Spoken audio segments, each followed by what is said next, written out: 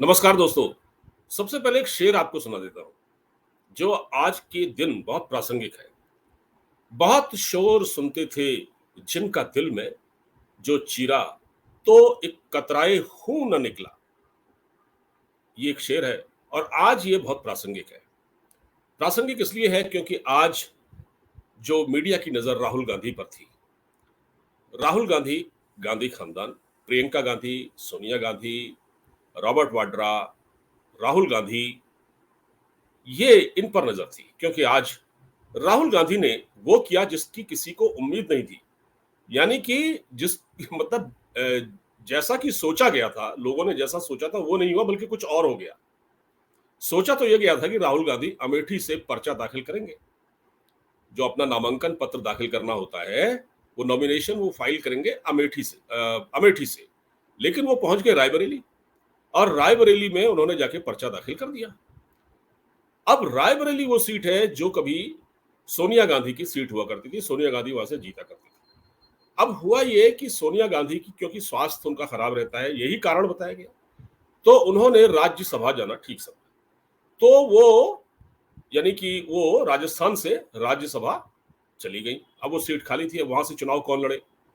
अब चुनाव लड़ने की जब बारी आई तो तमाम तरह के कयास लगाए जा रहे थे कि वहां से प्रियंका गांधी लड़ सकती हैं, क्योंकि मां की सीट है, बेटी का दावा है। लेकिन हुआ उल्टा, राहुल गांधी पहुंच गए और उन्होंने सबको चौंका दिया। जो मीडिया, जो जिसको हम दरबारी मीडिया कहते हैं इस वक्त, जो कांग्रेस खानदान का चारण भाट बना हुआ है, वो लगातार कवर कर रहा था। दिन में 10-10 वीडियो उनके समर्थन में बनाए जा रहे थे। स्मृति ईरानी के खिलाफ वीडियो बनाए जा रहे थे। राहुल गांधी को चमकाने की कोशिश की जा रही थी। उनके समर्थन में ट्वीट दर ट्वीट किए जा रहे थे। उस मीडिया का आज मुंह लटका हुआ है। इसलिए लटका हुआ है कि राहुल गांधी ने उनको भी गच्चा दे दिया। राहुल गांधी ने उनको भी धोखा दे दिया। यानी कि उनकी उम्मीदें तमाम हो गई, तमाम यानी खत्म हो गई। अब वो पत्रकार, वो मीडिया कह रहा है कि ये तो अच्छा फैसला नहीं है, लेकिन भाई ये तो राहुल गांधी का फैसला है, तो फिर आप कौन होते हैं। तो राहुल गांधी ने जो फैसला किया वो ठीक है, वो गांधी खानदान का फैसला है।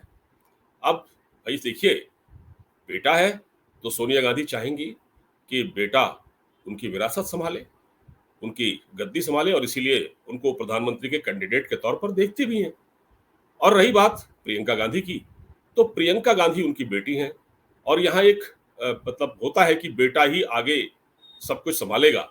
और एक बात और मैं आपको बताता हूँ, जो शायद कम लोगों को पता होगी, सोनिया गांधी मूलतः तो इटली की हैं। अब उन्होंने भारतीय नागरिकता ले ली है, ये अलग बात है, अब वो भारतीय हैं। लेकिन इटली में एक परंपरा है कि वहां बेटी का कोई अधिकार नहीं होता, विरासत में बेटी का कोई अधिकार नहीं होता, बेटा ही सब कुछ होता है। तो सोनिया गांधी ने इटली की ही परंपरा को आगे बढ़ाया और बेटे को वो चुनाव लड़वा रही हैं रायबरेली से। ये बात आप समझ लीजिए, ऐसा क्यों हुआ ये मैंने आपको बता दिया है। और अमेठी की जो सीट है, अमेठी की सीट से एक केएल शर्मा नाम के सज्जन हैं, उनको उतारा गया है। पहले मैं आपको एक तस्वीर दिखा देता हूं, एक वीडियो दिखा देता हूं।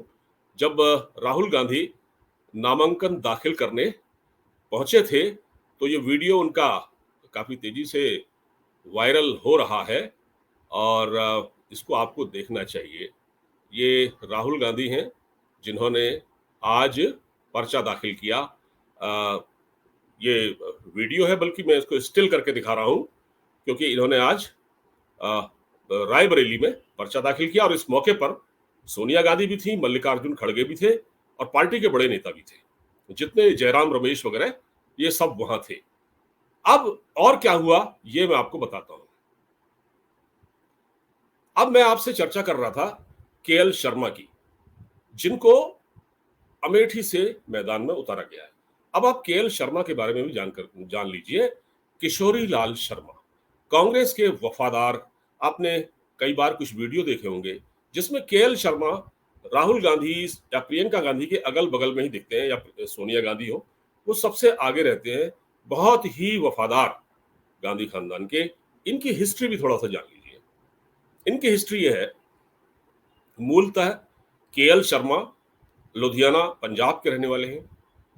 1983 के आसपास राजीव गांधी इनको दिल्ली लाए थे और उसके बाद ये अमेठी गए और अब वो अमेठी के ही होके रह गए और अमेठी में ही वो काम करते हैं, पार्टी के लोगों से मिलते हैं। जैसे किसी की थोड़ी बहुत समस्या हो, कोई अपनी शिकायत की पर्ची या कोई सिफारिश करवाने लाया हो, इस तरह की शिकायतें वो सुनते हैं, तो वो अमेठी में ही काम करते रहे हैं।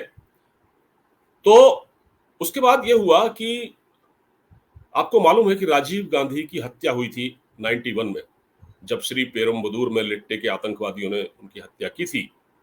सुसाइड बॉम्बर आया था, उसने बम धमाका किया था और बड़े शोक का माहौल बन गया था। उसके बाद से अमेठी से गांधी खानदान ने चुनाव लड़ना बंद कर दिया, लेकिन फिर थोड़ा सा बदलाव आया।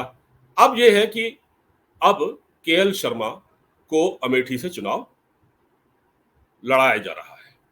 और देखिए, अमेठी में उम्मीदवार कौन है? अमेठी में है स्मृति जैड ईरानी।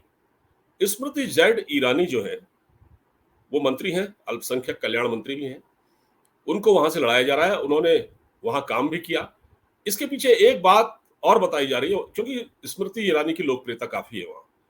और राहुल गांधी के बारे में ये कहा जा रहा है कि राहुल गांधी 2018 में वहां से चुनाव हार गए थे, इसलिए उनको डर लग रहा है। क्योंकि उसके बाद हुआ ये कि राहुल गांधी विदेशी दौरों पर तो चले जाते हैं अचानक, कभी कोलंबिया, कभी अमेरिका, कभी लंदन, कभी बेल्जियम, कभी थाईलैंड, ऐसी जगहों पर तो जाते हैं।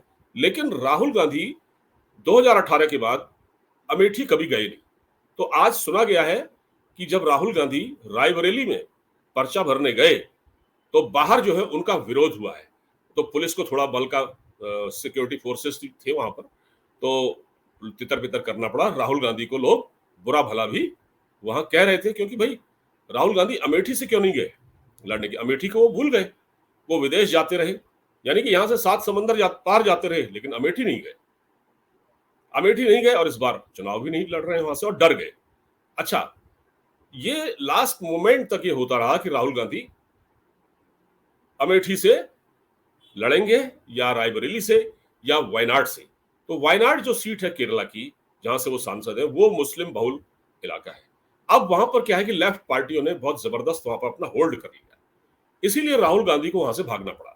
राहुल गांधी को ये पता है कि अब वो मुस्लिम बहुल सीट, जिन मुस्लिम मतदाताओं के बल पर कांग्रेस पार्टी की भी बहुत इतराया करती थी, आज आप ये सोच लीजिए, इस बात को आप गौर कीजिए कि राहुल गांधी की क्या हालत हो गई है, कांग्रेस खानदान की क्या हालत हो गई है कि मुसलमानों ने भी कांग्रेस को आउटराइटली रिजेक्ट कर दिया है।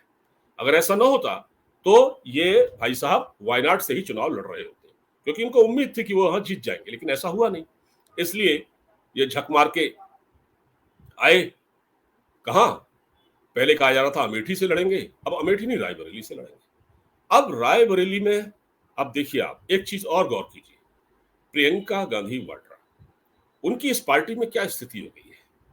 यानी कि सोनिया गांधी ने अपने पुत्र मोह में अपनी बेटी को कहां खड़ा कर रखा है।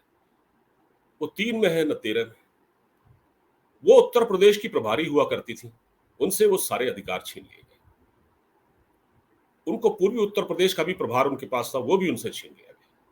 और हालत ये हो गई है कि उनको न तो रायबरेली से और न ही अमेठी से चुनाव लड़वाया गया। तो अब ये देखिए कि पार्टी में जब प्रियंका गांधी की ये इतनी ऐसी बेकदरी हो रही है, इसको मैं बेकदरी ही कहूंगा, क्योंकि लोग जानने वाले कहते हैं कि अगर सोनिया गांधी ने समय पर प्रियंका को आगे बढ़ाया होता, कुछ लोग कहते हैं कि उनमें इंदिरा गांधी की छवि भी दिखती है, तो शायद कांग्रेस लीड कर रही होती आज। ऐसा लोगों का मानना है, ये लोगों का मानना है, कुछ एनालिस्ट है उनका मानना है, जो कांग्रेस खानदान के, गांधी परिवार के 10 जनपद के बड़े करीब रहे हैं। तो उनको कहीं का नहीं छोड़ा, उनसे सारी जिम्मेदारियां भी ले ली, उनको उनके साथ तो धोखा हो गया। हिमाचल में भी उनके साथ धोखा हुआ। इसी तरह से रायबरेली में उनको नहीं लड़ने दिया गया। वो चाहती थी रायबरेली लड़ना, जबकि वहां तो पोस्टर लगाए जा रहे थे प्रियंका गांधी के। अमेठी में राहुल गांधी के पोस्टर लगाए जा रहे थे, लेकिन क्या हुआ उन पोस्टरों का? अचानक राहुल गांधी पहुंच गए रायबरेली। अब रायबरेली में ये दरअसल हुआ ये कि रायबरेली में कांग्रेस अपना कैंडिडेट घोषित क्यों नहीं कर रही थी, क्योंकि वो ये देखना चाहती थी कि यहां से बीजेपी किसको उतार रही है। तो वहां बीजेपी ने दिनेश प्रताप सिंह को जब उतार दिया एक दिन पहले अपना उम्मीदवार बनाकर, तब कांग्रेस ने वहां से थोड़ा सा उम्मीद देखते हुए, जो होता ना कि डूबते हुए को तिनके का सहारा, तो राहुल गांधी को वहां से उतार दिया। राहुल गांधी आज गए थे।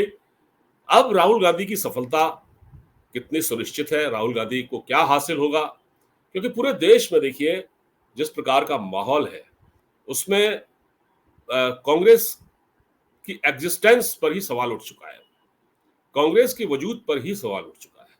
जिस प्रकार के फैसले कांग्रेस पार्टी ने, गलत फैसले किए, मतलब आज ये देखिए ना, ये केएल शर्मा, ये गांधी खानदान के बहुत नजदीक हैं, जिनको कि अमेठी से टिकट दिया गया है। पार्टी को आज कौन चला रहा है? केसी वेणुगोपाल, एक कम्युनिस्ट। केसी वेणुगोपाल कहने को कांग्रेसी, लेकिन है कम्युनिस्ट अंदर से। तो कम्युनिस्टों का कब्जा कांग्रेस में, कम्युनिस्ट कांग्रेस को हाँक रहे हैं, राहुल गांधी को भी हाँक रहे हैं। और राहुल गांधी किसकी सुनते हैं? केसी वेणुगोपाल की, जो जनरल सेक्रेटरी है। और जो पार्टी का जो कार्यकर्ता है, जो खुद को ठगा हुआ महसूस कर रहा है, वो जब राहुल गांधी से कांटेक्ट करने की कोशिश करता है तो राहुल गांधी के पास समय नहीं होता। राहुल गांधी कहते हैं केसी वेणुगोपाल से बात कर लीजिए, केसी वेणुगोपाल भी बात नहीं करता। तो फिर वो कहते हैं, केसी वेणुगोपाल कहता है मेरे सेक्रेटरी से बात कर लीजिए। यानी कि आप ये देखिए, कांग्रेस पार्टी को एक पर्सनल सेक्रेटरी चला रहा है केसी वेणुगोपाल, सबसे पावरफुल है। सबसे होने को तो जयराम रमेश भी है, लेकिन जयराम रमेश सेकंड नंबर पर आते हैं। और ये केसी वेणुगोपाल और जयराम रमेश, ये कुछ ऐसे नेता हैं, ये दोनों, जो कभी ब्लॉक स्तर का छोड़िए, पंचायत स्तर का भी चुनाव नहीं जीत सकते। और ये विधानसभा लोकसभा चुनाव की तो बात ही जाने दीजिए, ये नहीं लड़ सकते। कांग्रेस पर ऐसे लोगों का कब्जा है, ऐसे ही लोगों पर, ऐसे ही लोगों के भरोसे कांग्रेस है। और ऐसे ही लोग राहुल गांधी को सलाह देते हैं। और राहुल गांधी एक मोस्ट कंफ्यूज्ड व्यक्ति, वो क्या बोलते हैं, क्या कहते हैं, क्या टिप्पणियां करते हैं। अब तो प्रधानमंत्री मोदी के बारे में भी, मतलब एक होता है ना, एक संजीदा लहजा होता है, तू तड़ाक पर उतर आए, तो ये सिर्फ एक बौखलाहट है। और राहुल गांधी ने जिस प्रकार से पर्चा भरा आज रायबरेली से, उससे सब चौंके। अब जीतने के क्या चांसेस हैं तो वक्त बताएगा, ये देखना बड़ा दिलचस्प होगा। लेकिन हाँ, इतना जरूर है कि जो लोग वहां, जो मीडिया राहुल गांधी के इस इवेंट को कवर करने के लिए वहां हफ्तों से बैठा हुआ था, उसके हाथ कुछ नहीं आया, ना खुदा मिला, ना विसाले सनम। वो भी बेचारे फ्रस्ट्रेटेड होकर ट्वीट्स दर ट्वीट कर रहे हैं, ये क्या फैसला कर दिया। हम तो चाहते थे कि आप अमेठी से लड़ते, हमने तो माहौल बना रखा था, लेकिन आप पहुंच गए रायबरेली। तो ये है स्थिति। तो दोस्तों, फिलहाल मैंने सोचा आपको, आपके साथ इस इंफॉर्मेशन को साझा करूं। उम्मीद है आपको पसंद आई होगी। अगर आपको मेरा चैनल, इसके कंटेंट पसंद आते हैं तो कृपया इसको शेयर कीजिए, चैनल को सब्सक्राइब कीजिए, वीडियो को दोस्तों में शेयर कीजिए, लाइक कीजिए। आपका बहुत बहुत धन्यवाद। जय हिंद।